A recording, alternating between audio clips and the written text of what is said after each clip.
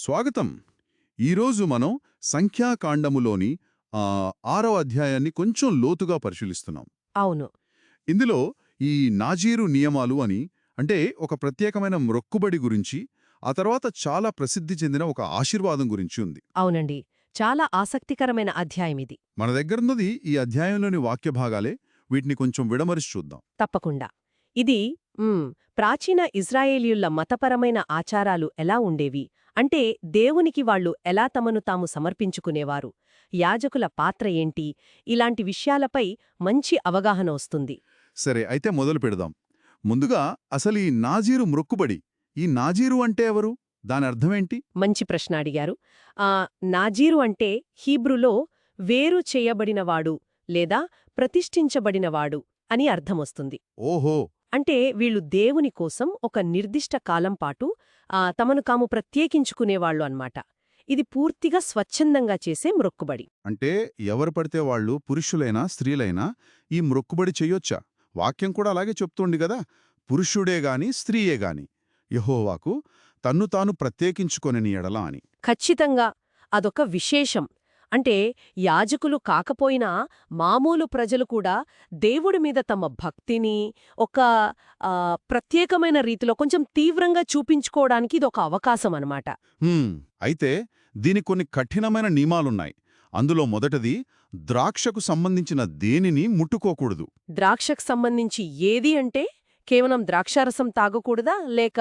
ఆ కాదు, అంతకంటే ఎక్కువ. అంటే ద్రాక్షరసం వద్దు, వేరే మద్యమైనా వద్దు, ద్రాక్షాలతో చేసిన చిరక అంటే వెనిగర్ లాంటిది అది వద్దు, ఓ తాజాగా పిండిన ద్రాక్షరసం వద్దు, పచ్చి ద్రాక్ష పండ్లు, ఎండు ద్రాక్ష పండ్లు ఏవీ తినకూడదు, తాగకూడదు. అసలు ఏదీ వద్దా? అవును, వాక్యం ఇంకా స్పష్టంగా ద్రాక్షావల్లిని పుట్టిన దేదియూ తినవలదు అంటుంది. అంటే ఆఖరికి ద్రాక్షపండు తొక్కగాని లోపల గింజలుగాని ఏదీ ముట్టుకోకూడదు. అబ్బా, ఇది చాలా కఠినంగా ఉందే. ద్రాక్షకు పూర్తిగా దూరంగా ఉండాలి. బహుశా వాళ్ల సమర్పణ ఎంత తీవ్రమైందో చూపించడానికేమో ఇది. అవును, బహుశా. మరి సరే, వాళ్ల రూపం విషయంలో ఏమైనా నియమాలున్నాయా? ఉన్నాయి. అది రెండో ముఖ్యమైన నియమం.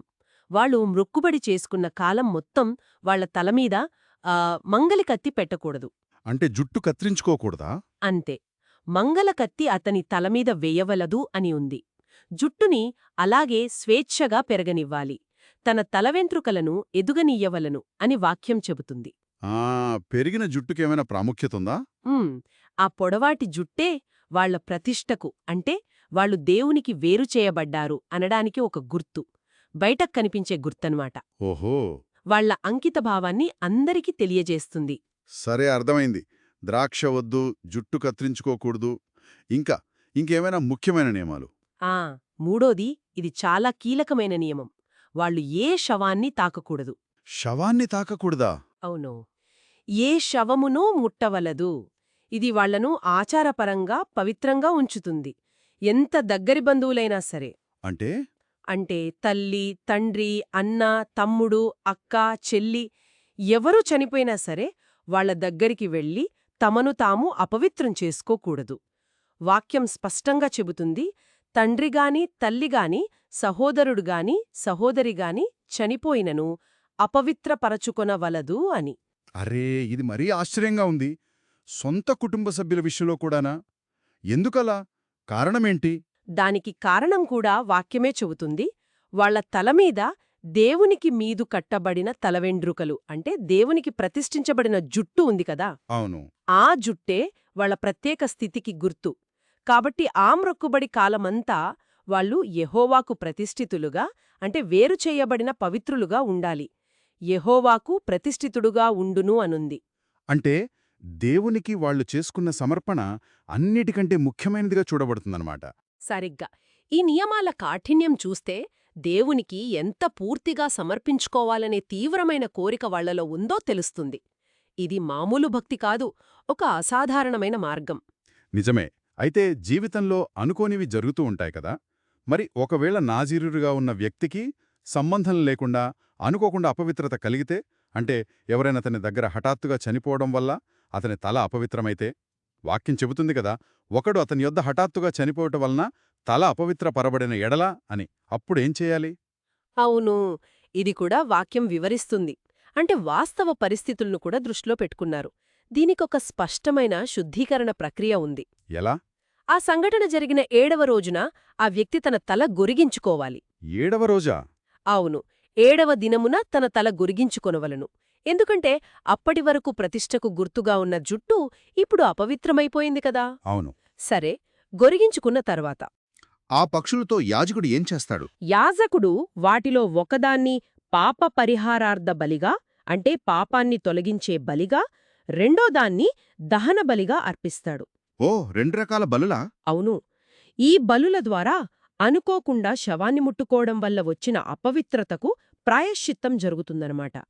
శవము ముట్టుట వలన పాపి అయినందున ప్రాయశ్చిత్తము చేసి అప్పుడు ఆ వ్యక్తి తల మళ్ళీ పవిత్రపరచబడినట్టు లెక్క. సరే, ఈ శుద్ధీకరణ అయిపోయింది. అప్పుడు వాళ్ళు తమ మ్రొక్కుబడిని ఎక్కడ ఆపారో అక్కడ్నుంచి మిగిలిన కాలానికి కొనసాగించవచ్చా? ఆ లేదు, అక్కడే ఉందసలు విషయం. అది అంత తేలిక కాదు. కాదా? మరి వాళ్ళు తమ మ్రొక్కుబడి దినాలను యెహోవాకు మళ్లీ ప్రతిష్ఠించుకోవాలి.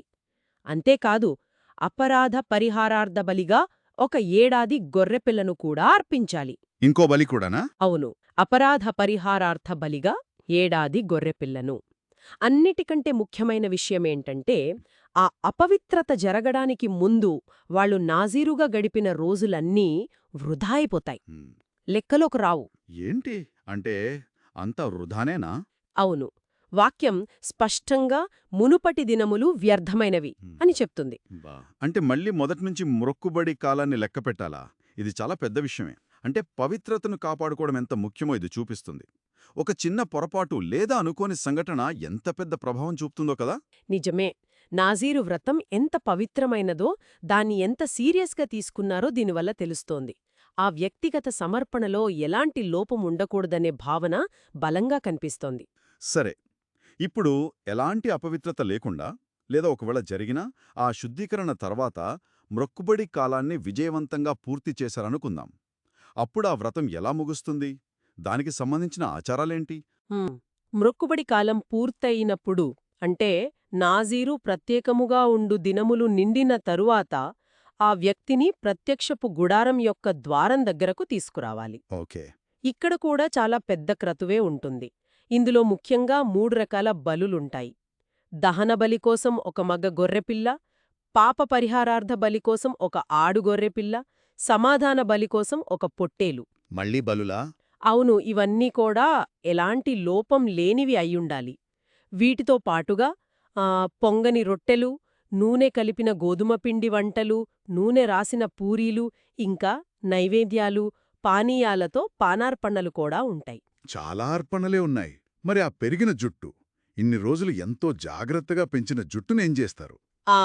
అక్కడే ఈ క్రతువు ఇంకాస్త ప్రత్యేకంగా మారుతుంది. ఆ నాజీరు ఆ గుడారము ద్వారం దగ్గరే తన వ్రతానికి గుర్తుగా, ప్రతిష్టకు చిహ్నంగా పెంచిన జుట్టును గొరిగించుకుంటాడు. ఓ, అక్కడేనా? అవును, వ్రత సంబంధమైన తన తలవెంచుకలు గొరిగించుకుని ఆ తర్వాత ఆ గొరిగిన జుట్టును తీసుకుని సమాధాన బలి అర్పణ కింద మండుతున్న అగ్నిలో వేస్తాడు. సమాధాన బలి ద్రవ్యము క్రిందనున్న అగ్నిలో వెయ్యవలెను. వావ్! అంటే వాళ్ళ శరీరంలో భాగమైన ఆ జుట్టు కూడా, వాళ్ళ సమర్పణకు గుర్తు అయిన ఆ జుట్టు కూడా చివరికి బలిలో భాగమవుతుందన్నమాట. ఇది చాలా అర్థవంతంగా ఉంది. అవును, ఆ తర్వాత యాజకుడేం చేస్తాడంటే, సమాధాన బలిగా అర్పించిన పొటేలు యొక్క ఉడికించిన జబ్బను, గంపలో ఉన్న ఒక పొంగని రొట్టెను, ఒక పొంగని పూరీని తీసుకుని అప్పుడే జుట్టు గొరిగించుకున్న ఆ నాజీరు చేతులమీద ఉంచుతాడు. నాజీరు చేతుల మీద? అవును. తర్వాత యాజకుడు వాటిని యెహోవా సన్నిధిలో అల్లాడింపబడు అర్పణముగా అల్లాడిస్తాడు. ఇది యాజకుడికి చెందే పవిత్రమైన భాగమనమాట. ఇదంతా పూర్తయ్యాక ఆ నాజీరు మ్రొక్కుబడి అధికారికంగా ముగిసినట్టు. అప్పటినుండి ఆ వ్యక్తి మళ్లీ ద్రాక్షరసం తాగవచ్చు. ఆ నాజీరు ద్రాక్షరసము త్రాగవచ్చును. ఇదొక రకంగా మామూలు జీవితంలోకి తిరిగి రావడాన్ని సూచిస్తుంది. ఓకే. ఈ నియమాలన్నీ నాజీరు తను ఎంతకాలం మ్రొక్కుకున్నాడో దాన్ని బట్టి, తన ఆర్థిక స్తోమతను బట్టి, అంటే కలిమి కొలది పాటించాలని వాక్యం చివర్లో స్పష్టం చేస్తోంది. ఈ నాజీరు వ్రతం గురించిన వివరాలు వింటుంటే ఆ వ్యక్తిగత భక్తి, సమర్పణ, పవిత్రత అనే విషయాలు ఎంత లోతుగా ఉన్నాయో అర్థమవుతోంది. చాలా ఆసక్తికరంగా ఉంది. అయితే ఈ అధ్యాయం ఇక్కడితో అయిపోలేదు కదా, చివర్లో యాజకులకేవో సూచనలున్నాయి. నిజమే. అధ్యాయం చివరి భాగం నాజీరుల నుండి యాజకుల వైపుకు మారుతోంది. ఇక్కడ యెహోవా మోషే ద్వారా ప్రధాన యాజకుడైన అహరోనుకు, అతని కుమారులకు అంటే మిగతా యాజకులకు, ఇజ్రాయేలీలను ఎలా దీవించాలో కొన్ని నిర్దిష్టమైన మాటలు చెబుతాడు. అవును, ఆ మాటలు చాలా ప్రసిద్ధి చెందినవి కదా. అవునండి, మీరు ఇజ్రాయేలీలను ఈలాగు దీవింపవలెను అని చెప్పి ఆ మాటలు అందిస్తాడు. ఇది బైబుల్లోనే కాదు, బయట కూడా చాలా ప్రసిద్ధి చెందిన యాజకుల ఆశీర్వాదం.